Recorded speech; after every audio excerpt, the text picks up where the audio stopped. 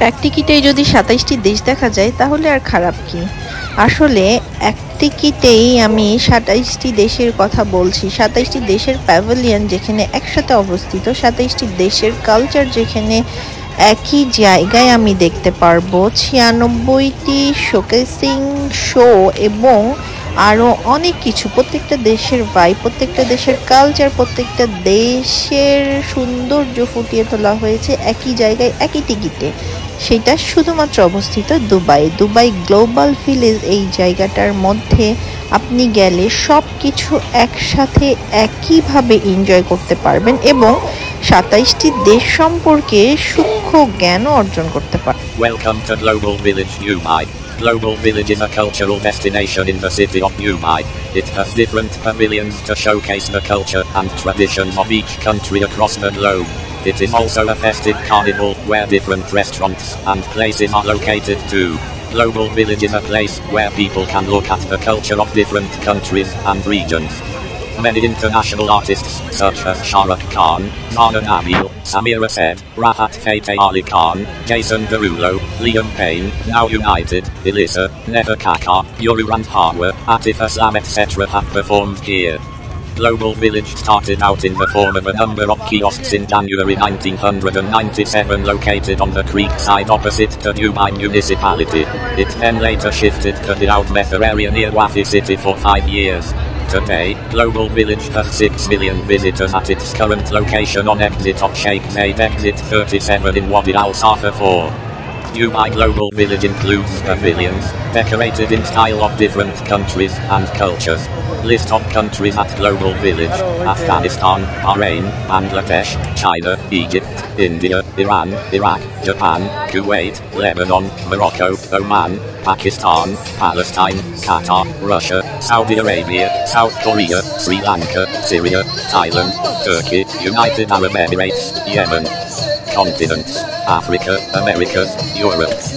Other pavilions: Egypt Air Flight 804 Pavilion, Khalifa Foundation. A standard Global Village Dubai entry ticket costs around AED 22.27, approximately rupee 500, rupee 700, and is valid for entry to the park, pavilions, shows, and the Road of Asia, but does not include attractions or rides. Children under 3, seniors over 65, and people of different আমার artificial intelligence দিয়ে কিছু তথ্য আপনাদের সাথে share করলাম। আশা করি আপনারা বুঝতে পেরেছেন। আর আমি এখন এই যে দাঁড়িয়ে আছি টার্কিশ আইসক্রিমের দোকানে। কিছুদিন আগে একটা কালচার চলছিল, টার্কিশ আইসক্রিম খাবো, একটু নাচানাচি করতে করতে টার্কিশ আইসক্রিমওয়ালা আমাদেরকে আইসক্রিম প্রোভাইড করবে। ঠিক সেই কালচারটাই অ্যাকচুয়ালি। তো এটা বাচ্চারা খুব এনজয় করছিল আর সব কিছু মিলিয়ে এটা দেখতেও বেশ ভালো লাগছিল। এটা বুঝি ওদের দেশের একটা টার্কিশ কালচার, এই যে নাচানাচি করবে আর আইসক্রিম দেবে, বিষয়টা অনেক বেশি এনজয়েবল ছিল। আমরা অনেক সকালে গিয়েছিলাম এই জায়গাটাতে, কিন্তু জায়গাটা এত বড়, এত সুন্দর, সব কিছু মিলিয়ে ঘোরাঘুরি করতে করতে আমাদের অলমোস্ট রাতই হয়ে গেল। সব দেশের কালচার আসলে এত অল্প সময়ে দেখে ওঠাটা পসিবল না। এখানে অনেকগুলো প্যাভিলিয়ন ছিল, যে প্যাভিলিয়নগুলোর মধ্যে অনেক দেশের অনেক রকমের, অ্যাকচুয়ালি সব দেশের কালচার অনুযায়ী কালচারাল যে জিনিসপত্রগুলো সেগুলো বিক্রি হচ্ছিল। এগুলো যেমন এই যে লাইটগুলো, আমরা সবাই জানি যে টার্কিশ লাইট, এই লাইটিংগুলো, তারপরে বিভিন্ন রকমের আরও আইটেমস ছিল, সবগুলোই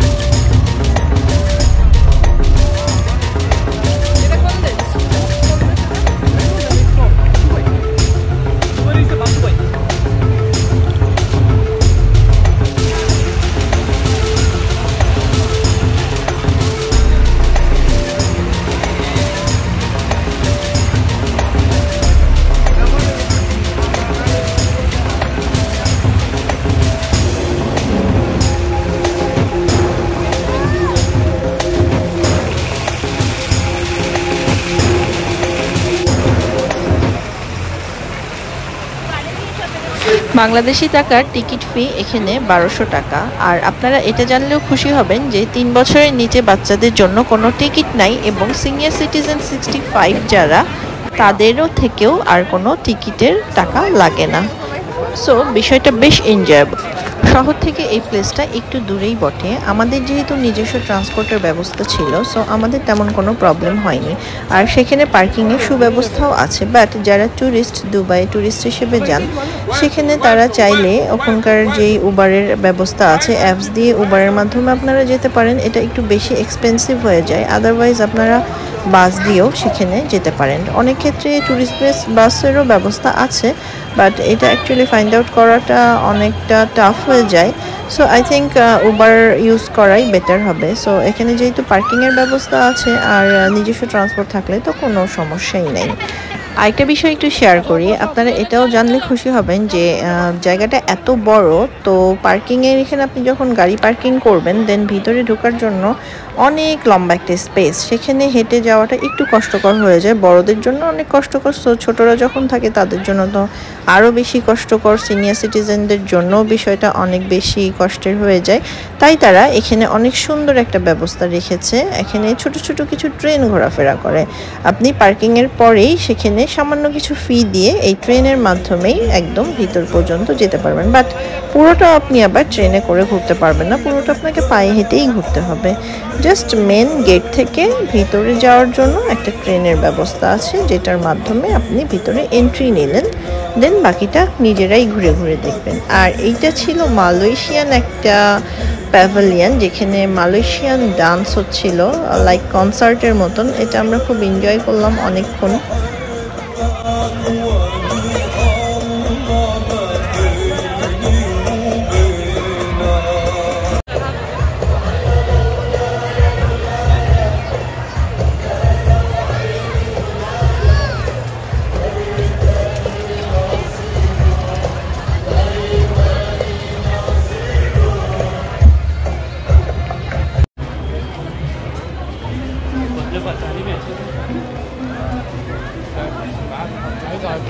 Estaba llevando dos de flamenco.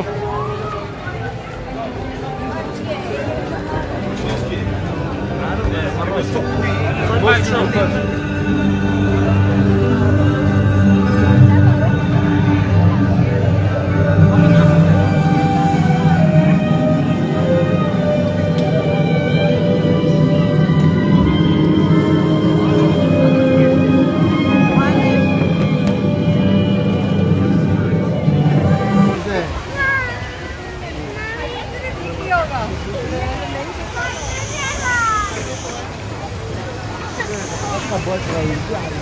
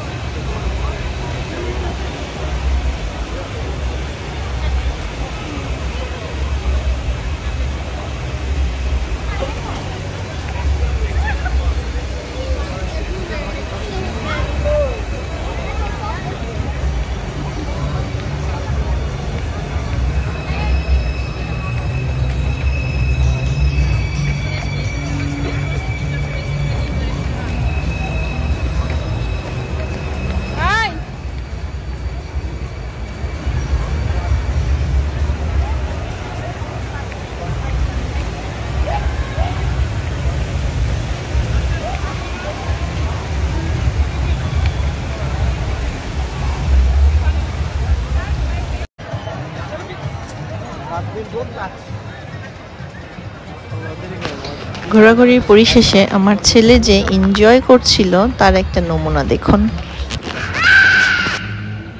আবার পাপা আবার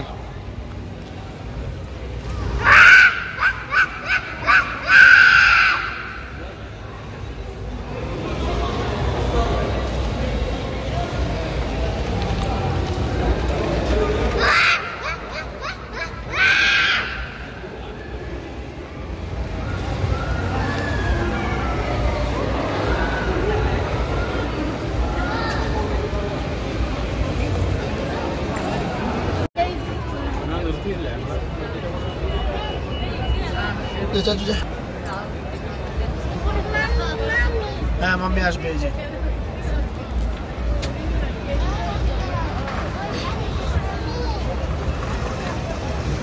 চাচু দেখো চাচু চাচু চাচু চাচু দেখো চাচু কি হলো। এটা ছিল আজকের দুবাইয়ের গ্লোবাল ভিলেজ ঘোরার ভ্রমণ কাহিনী। আবারও ফিরে আসবো নতুন কোনো ভিডিও নিয়ে। ভালো থাকবেন, সুস্থ থাকবেন। ধন্যবাদ ভিডিও দেখার জন্য। Thanks for watching. আল্লাহ হাফেজ।